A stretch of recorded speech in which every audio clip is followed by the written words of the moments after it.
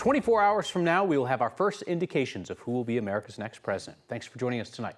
I'm Kyle Clark. I'm Alexandra Lewis. This time tomorrow, election results will be coming in. Just under 2.1 million Coloradans have now turned in their ballots. 29% are registered Democrats. Registered Republicans make up 27% of those ballots. Unaffiliated voters make up the highest early voter turnout at 42%. Turnout is down, though, no matter the political affiliation or lack of it. At this point in the 2020 election, over 2.5 million people had voted early. 9 News reporter Colton Chavez joins us now with a possible look at some of the reasons why. Well, Kyle, there has definitely been a push to get more voters to locations just like this one behind me. But for one political expert right here in Denver, he tells me the reason we could be seeing that lag is due in part to our state's reputation. Going back to 2008, 2012, and even 2016, we were one of those swing states. And so there was lots of information, lots of ads, more than we see now. And those kind of things spark, voters' interest. Dr. Robert Preuss, the chair of political science at Metro State University in Denver, says that spark doesn't burn as bright this year. He says it could be in part because of Colorado's status as a Democratic stronghold. We're lagging. I don't see us catching up to 2020 in terms of turnout. And exactly what's driving that, probably is partly this lack of swing state status. At this point in time in 2020, the Secretary of State reports Colorado voters had already returned 400,000 more ballots. But we weren't a swing state really in 2020. And so, it might just be kind of political fatigue a little bit. Dr. Preuss says another factor could be your lengthy ballot. On one, it feeds this fatigue, right? You have to spend some more time kind of figuring out what you're going to vote for. On the other hand, having a number of issues on a ballot can draw a lot of different groups to the ballot. And to the polls. Regardless, Dr. Preuss says Colorado should expect to see voting numbers go way up on Election Day. There's still a substantial portion that like to vote in person, and there's still a substantial portion that kind of wait till the last minute for whatever reasons. They can't make it up their mind, or that just they like the tradition, right, of voting on Election Day. And Dr. Preuss tells me that despite that spike that he expects to see tomorrow, we still may not touch those numbers from back in 2020. So let this serve as my reminder to you to get out there and vote. Live in downtown Denver tonight, Colton Chavez, 9 News. We will have 7.5 hours of continuous special election coverage tomorrow between Channel 9, KTVD here, and streaming on 9 News Plus. That coverage starts at 3 p.m. on 9 News. It was a cold start to the week across the metro area with even more winter weather on its way for us this week. So let's check in with Chief Meteorologist Kathy Sabin. You say you're tracking a few storms. Yeah, that's right, Alex. We've got 3 storms. One moved through last night and this morning, and this is it right here, kind of moving out of southeastern Colorado. The next storm already on the way, coming in from the northwest. And this is the one that's going to be interesting because it will give us a chance for accumulating snow tomorrow night into Wednesday.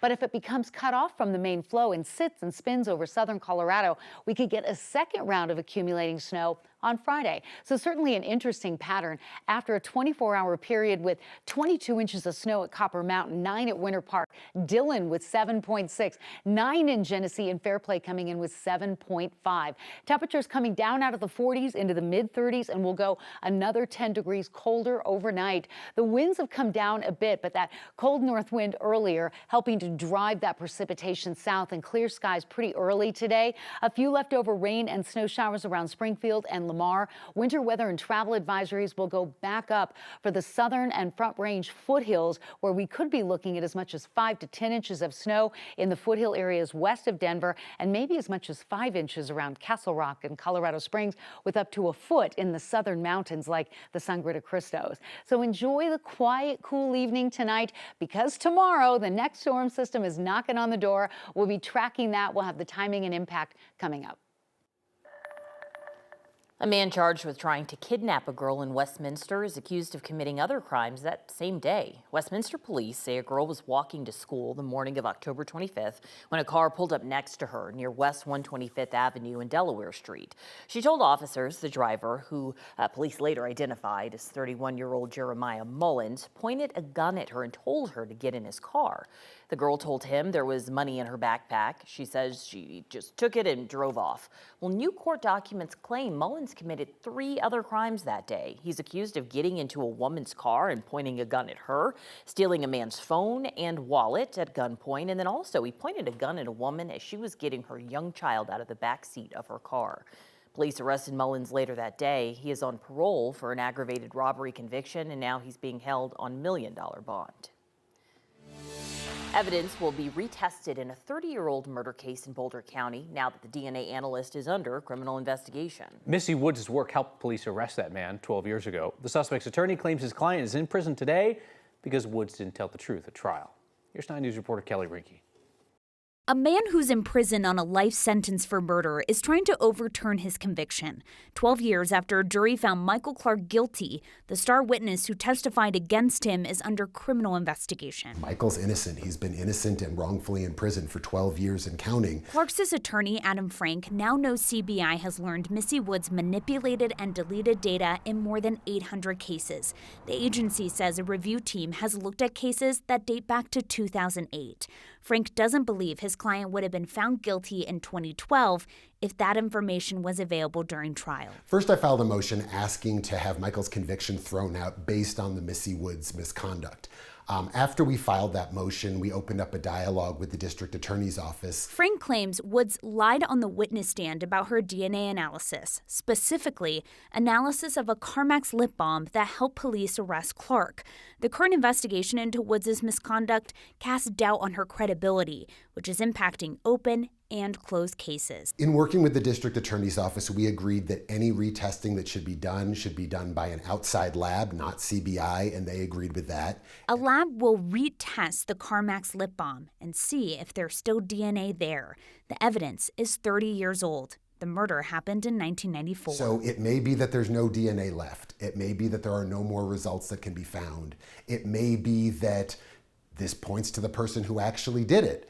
But regardless, this was a step the prosecution decided it needed to do, and we're happy that it's moving forward. Frank has questioned the DNA evidence for years, but what happens after the retesting, he says, is up to the district attorney. I think the facts are clear here.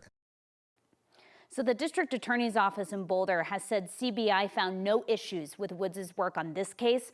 According to the district attorney, he's expecting many closed cases will be re-examined and challenged in court. After deliberating for 2 days, jurors in Weld County did not reach a verdict in the trial of a former LaSalle police officer who shot and killed a man in the parking lot of a Family Dollar store. Eric Hernandez was indicted for second-degree murder after the shooting of Justin Reffel in May of last year. It was the officer's 3rd day on the job. He was training with a veteran officer when they spotted a suspicious car. They walked through the store looking for the driver. Reffel ran. Investigators say he got into the car, tried to drive off, and that is when Officer Hernandez fired 4 rounds. It's not yet clear if prosecutors will pursue a second trial. Hearing set for Thursday. Everybody's okay after a car crashed into a post office in Boulder this afternoon. Boulder Fire Rescue says it happened just before 1:30 p.m. at the building off of Valmont and 55th. Officers say this car drove straight through the glass in front of the post office.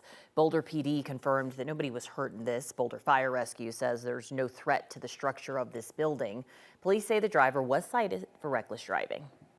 In less than 2 months, drivers in Colorado will have to put their phones down while driving or risk a fine. There's a new report out from CDOT that found 77% of drivers in Colorado admitted to using their phones while driving. That'll be banned as of January 1st. The new law does allow for hands-free accessories like dashboard mounts and Bluetooth access. 29 states have a similar law already. You know, we see upwards of 10 to 15,000 crashes every year in Colorado that involve a distracted driver. That takes about 50 to 60 people's lives are lost because of that. And that's why the law is so important. And really, Colorado is just playing catch up. Drivers will face a $75 fine if caught. That'll be waived if they go out and buy a hands-free accessory. CDOT just recommends that people do that before the end of the year.